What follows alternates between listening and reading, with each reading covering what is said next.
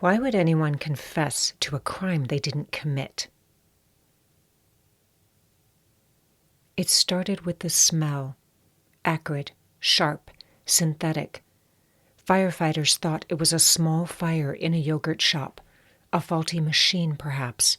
But when they pulled back the scorched debris in the back room, they didn't find wires. They found bodies, 4 of them. Girls, bound, burned, shot, execution style, one still smoldering, bullet lodged in her brain, still trying to breathe when the fire came. December 6, 1991, Austin, Texas, a Friday night, the kind where teenagers work closing shifts at strip mall yogurt shops and make plans for sleepovers. That night, Jennifer Harbison, her younger sister Sarah, Eliza Thomas, and Amy Ayers locked up I Can't Believe It's Yogurt for the last time. The next morning, the city awoke to its most brutal crime scene and a 30-year nightmare that still hasn't ended. Police called it a mass murder. Welcome to Crime Stand Still Deep Cuts. I'm your host, Carrie Drobin. And before I dive deep into today's episode, I have a favor to ask. Sign up for my free monthly newsletter and gain exclusive access to what doesn't make it into the headlines. We're talking behind-the-scenes details from the most gripping true crime cases, bonus materials you won't find in the podcast or books, survival strategies pulled straight from my new release, Surviving a Psychopath, in court, in life, and in love. If you're obsessed with true crime and ready to learn how to spot danger before it destroys you, this is where the real story begins. Subscribe now before the next red flag blinds you. The crime scene was apocalyptic. Bodies stacked, clothes burned away. Hands tied behind their backs, gasoline fumes. Fire used not just as destruction, but as desecration. The girls were found in a back room. One had been raped. The youngest, 13-year-old Amy Ayers, had been shot twice.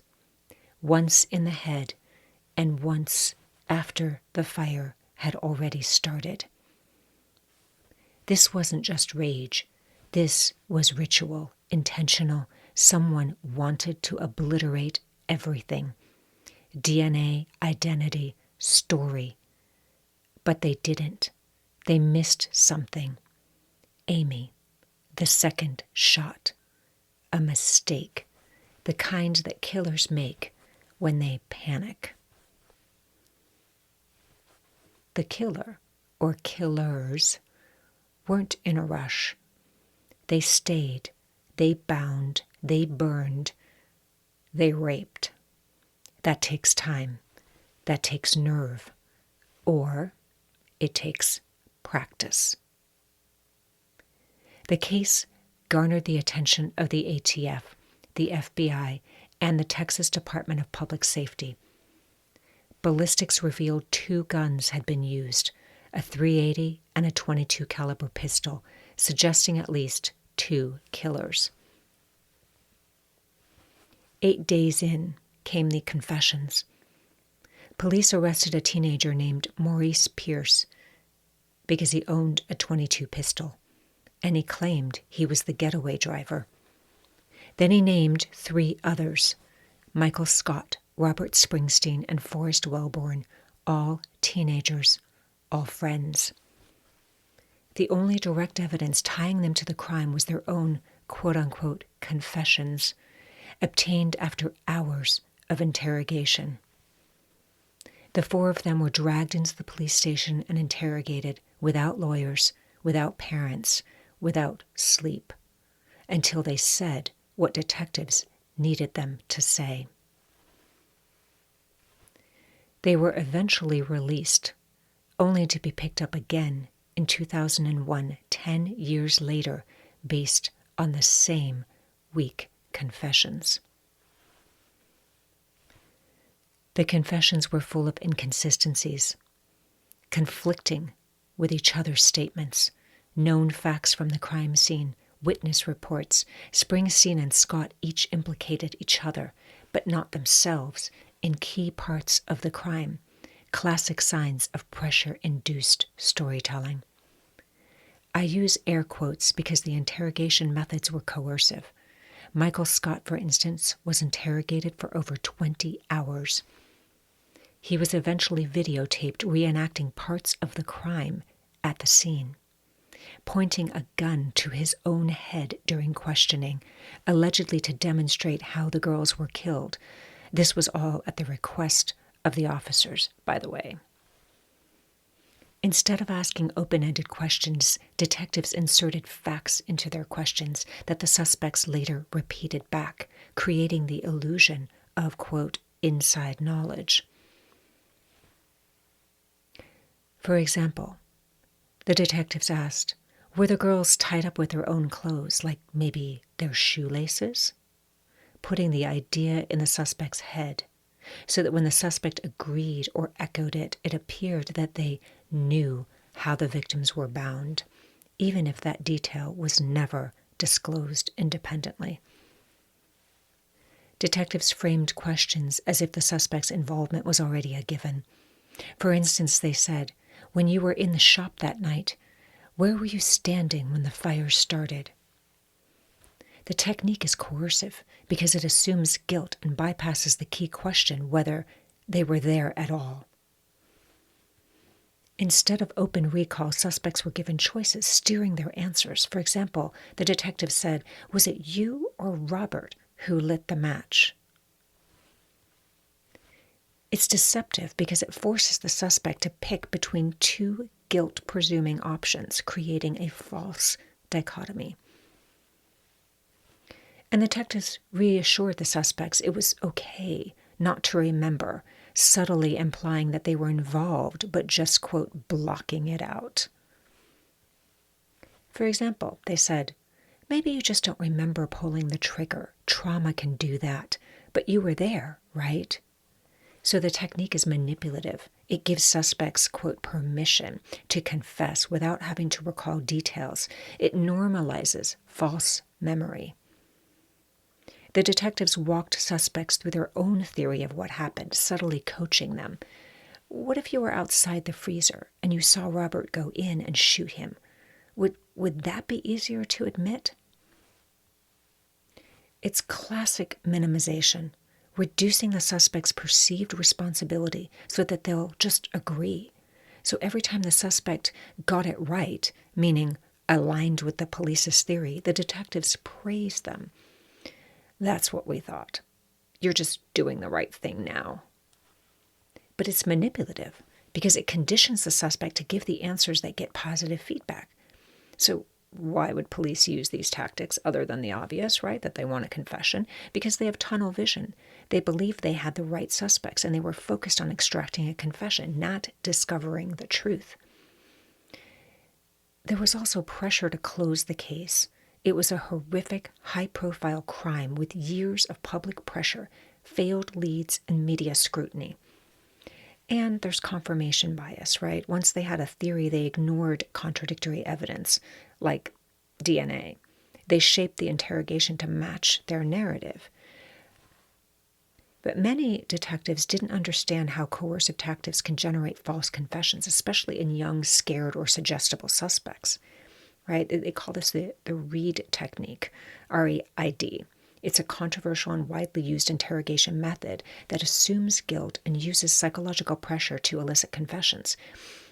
People argue that it's especially risky for producing false confessions. I mean, we've seen this played out in some of the most high-profile cases. For example, in Central Park 5, where 5 Black and Latino teens were wrongfully convicted after they confessed, with no lawyers or parents present, by the way, to the brutal gang rape of a jogger in Central Park.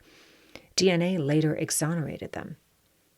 And then how can we forget Marty Tankleff, who confessed to the murders of his parents after police lied to him and told him that his father, who was actually in a coma, identified him as his killer. I mean, police will rely on these coercive and deceptive tactics during interrogations when they have particularly vulnerable individuals, like teenagers, or if the person's intellectually disabled or mentally ill. Those are the highest at risk because once a confession is obtained, it often trumps physical evidence. And courts and juries will overvalue confessions even when they're demonstrably false. So in the yogurt shop murders, the confessions were not just contaminated, they were constructed. I mean, the suspects were young, they were teenagers, they were impressionable, they lacked legal counsel during key questioning. 2 months later, when the case was going cold, so by the way, the first time these 4 teens were questioned, they were released for lack of evidence, right? Because all they had was the confessions. So they're released. 2 months later, the case is going cold. Investigators are chasing more desperate leads. I mean, it's everything from whispers of vampire cults, occult rituals, a group of teens allegedly obsessed with the supernatural and talking about the murders. One woman's name surfaced repeatedly, and police raided her home, but inside they found candles and robes and eerie, props. It was creepy, but it was theatrical, they concluded. And she wasn't a killer. She was living in some kind of fantasy world. So she was dismissed as a suspect. Then there's this Mexico connection. There was another lead. 3 weeks before the yogurt shop murders, another woman had been abducted and raped. And that suspect matched a sketch and had fled to Mexico. There, another group of teenagers, if you can believe this, confessed to the yogurt shop murders, and Mexico authorities announced that they were going to prosecute them in Mexico.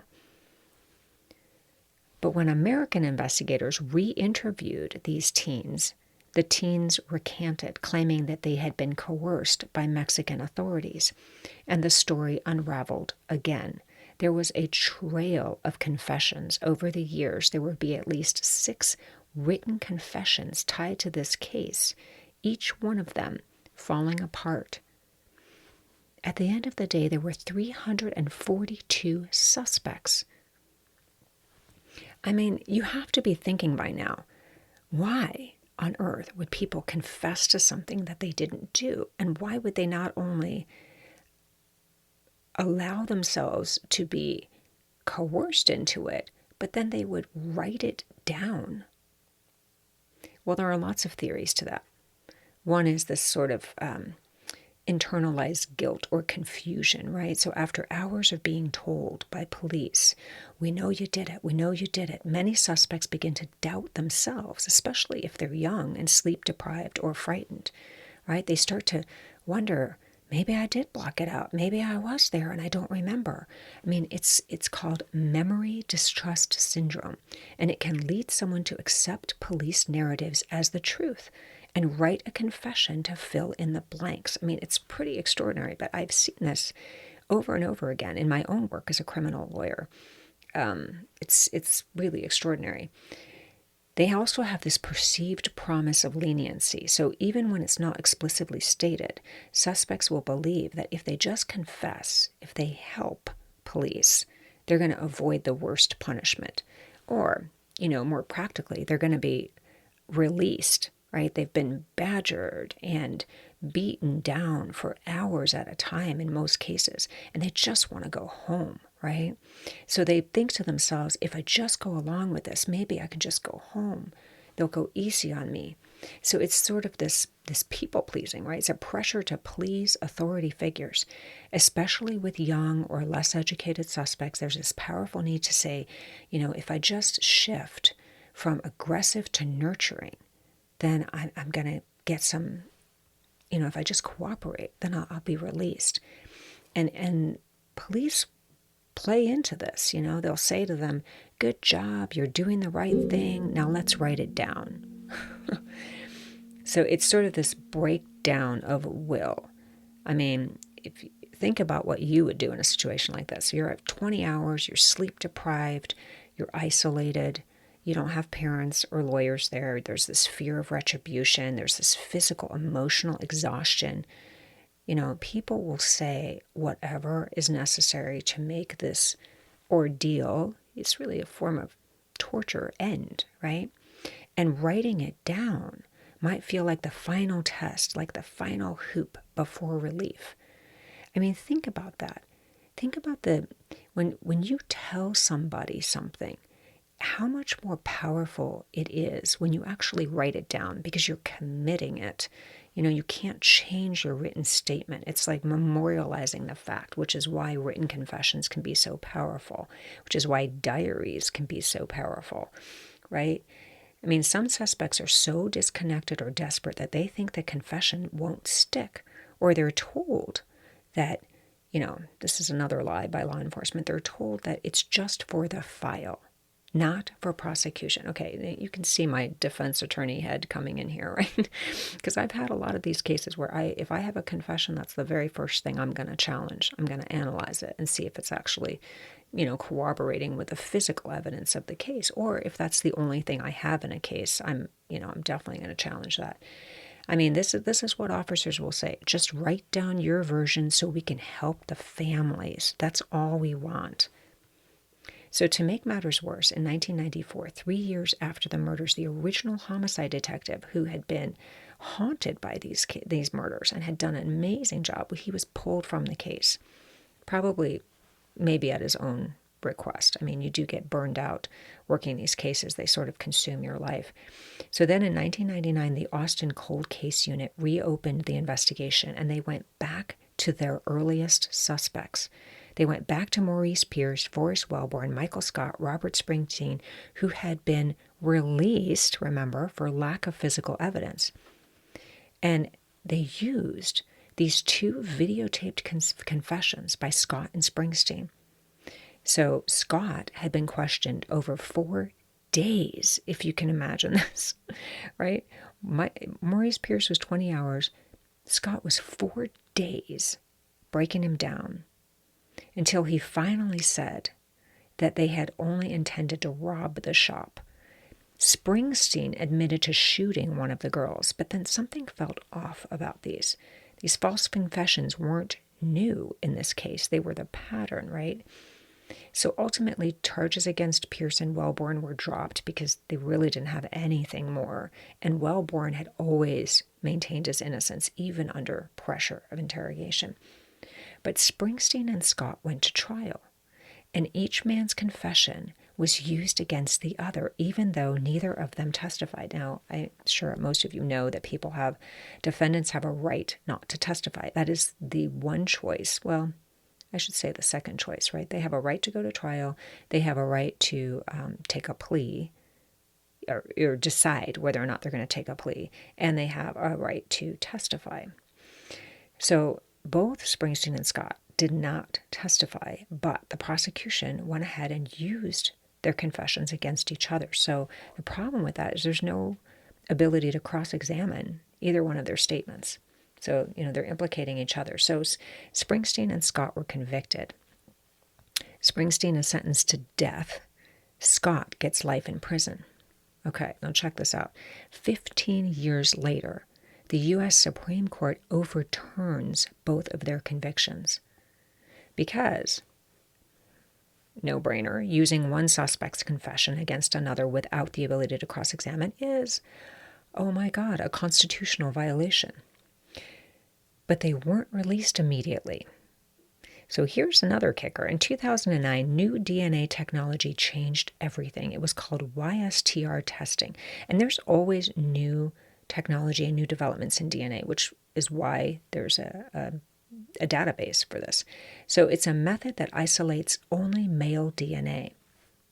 So they took the DNA from the vaginal swab of the one victim who was raped, and they collected that. And they ran it against the YSTR testing. The DNA did not match any of the 4 men.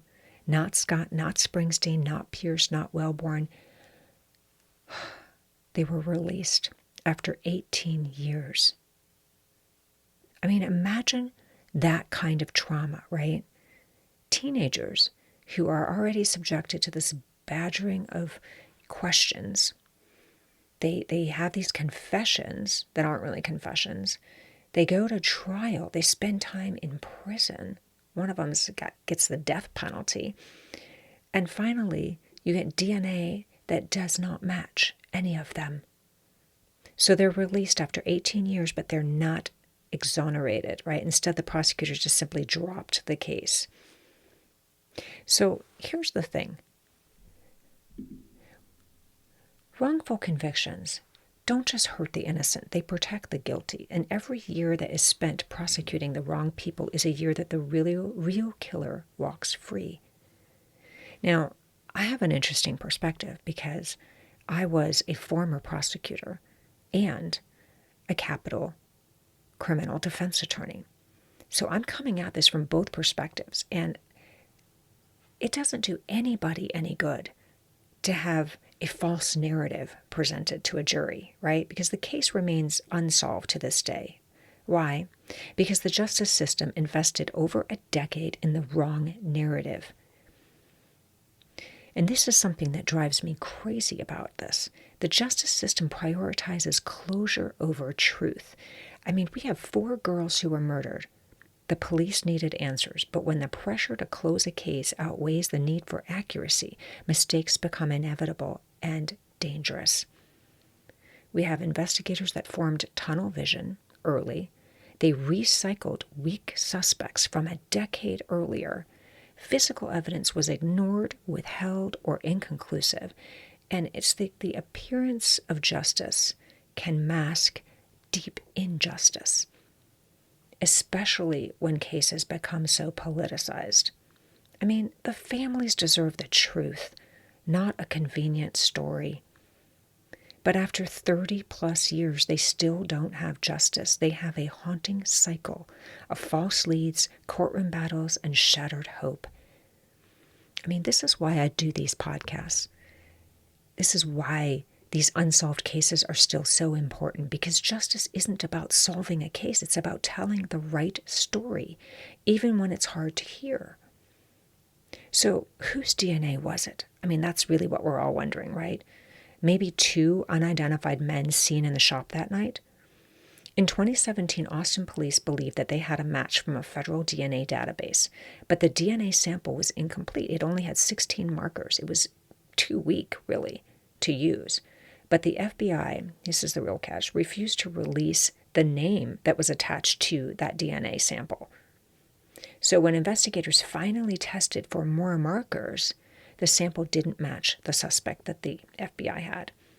So it still hasn't matched anyone, and it's been more than 30 years.